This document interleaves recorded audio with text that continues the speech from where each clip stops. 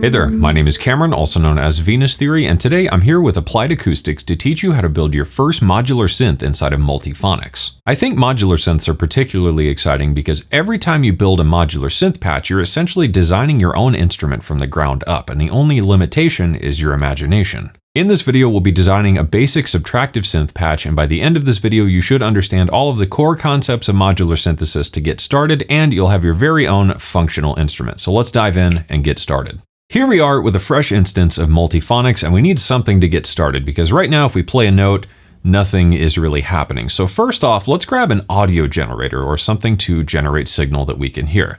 Let's grab the classic VCO or voltage controlled oscillator. Now, you might think this is all we need to build a synth, but that's not quite the case. If we play a note, nothing is going to happen once again, and that's because we need to solve a couple of problems. First up, we need to be able to hear the oscillator. Let's take one of the outputs, let's try the saw wave, and wire that up to our output here in the top panel. But now we have a new problem. The oscillator is playing and never stops. Let's try playing a note. And we have a second problem now. The oscillator can't tell what pitch to play. It's just playing one pitch all the time forever. So let's quickly solve both of these problems. First up, we need to tell the oscillator which pitch to play, and we'll get that from our keyboard here. This is going to be all of the main data we can send into our synthesizer to tell it what to do. In this case, let's find the pitch down here, and we'll wire this to the pitch input of the oscillator.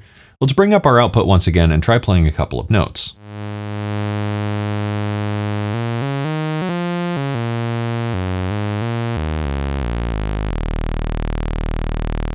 So we've solved that problem, but now the notes never stop playing. What can we do? For that, we're going to add a VCA, or a voltage controlled amplifier, and we're going to feed our oscillator through this and then feed the amplifier out, as you would probably expect. Let's unwire the connection to the output here and feed our oscillator into the amplifier and then feed the output of the amplifier to the main output. Let's bring up our volume and give it a play. But now we have a new problem. We've got everything working and we know the oscillator knows what pitch to play, but now the amplifier isn't doing anything. If we think of the name of this module, voltage controlled amplifier, we can infer that it's going to amplify the signal, but it needs voltage to control the amplifier. For that, we're going to need something else from our keyboard section. If we play a note, you'll notice that the gate signal lights up when I'm playing a note and turns off when I let go. Let's try it again.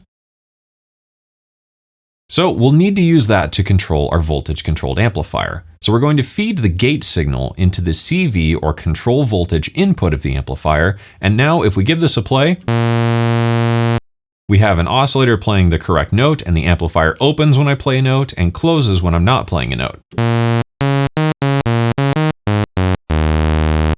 Awesome.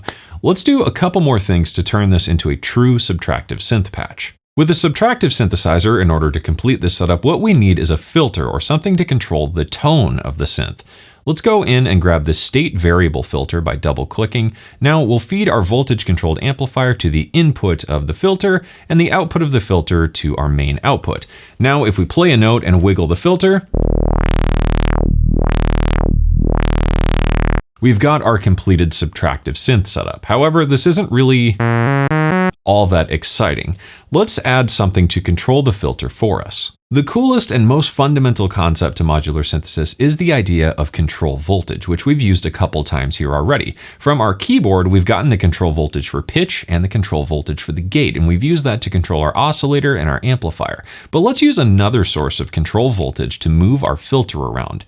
In this case, we'll grab an LFO, or low frequency oscillator. With this LFO, we have several different outputs here for different shapes, like the start of the cycle generating a quick ping, a square wave, a triangle wave, and a sine wave. Let's use the output of the sine wave and feed that into the CV input or modulation input of the cutoff of the filter. We can adjust the amount of movement here with this dial, and we can control the rate and other parameters of the LFO on the LFO module. Let's increase the amount slightly here and give this a play. We should hear the filter opening and closing with the motion of the sine wave from the LFO.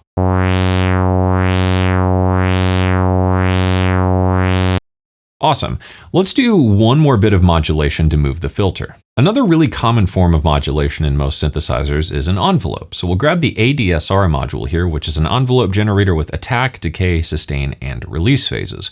We have two separate outputs here, the inverted and the positive. So let's take the positive output and feed that to control the cutoff of our filter. And let's give this a play. Right now, we only hear the LFO affecting the filter, so we're going to need to feed the envelope generator some kind of signal in order to start it cycling through its phases. If we take a close look here in the bottom left of the module, we'll see a gate input. So let's grab that and get the gate connection from our keyboard. Let's drop the attack down and we'll leave everything else as it is. Now we should hear the filter open and decay.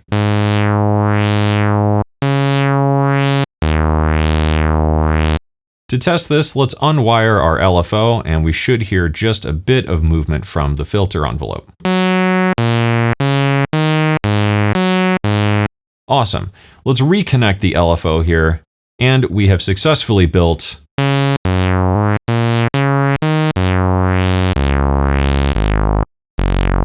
our first modular synth setup. There are a lot of ways to expand on this setup. Let's quickly go through a couple just to give you a few extra ideas. With our voltage controlled amplifier, right now it only opens and closes. So we might want to control that with another envelope. Let's bring in another ADSR module here. We'll get the gate trigger as we did earlier for the other envelope generator. And we'll feed the positive output into the CV control here. Now we've got an envelope to control the volume of the synth. So we'll add some decay and a lower sustain. That way the synth will open up and get a bit quieter because it's decaying down to a lower sustain phase. We could maybe add a bit more release. And we could do any number of things from here, like adding velocity to the velocity inputs of these envelope generators. Let's send that to both of these here. So now velocity is going to control the level of these envelopes. And we could do a lot more. Let's maybe take the saw output of the oscillator and feed that to control the cutoff of the filter at audio rate.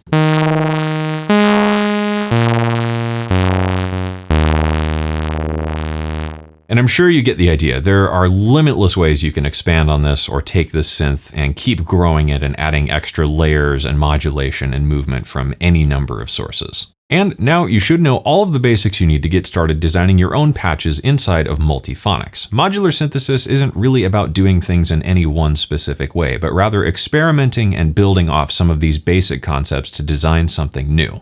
That wraps everything up for this video, so thanks for tuning in and be sure to subscribe to the channel down below for more Multiphonics tutorials coming your way very soon. If you want to check out Multiphonics for yourself or try it today, you can visit appliedacoustics.com.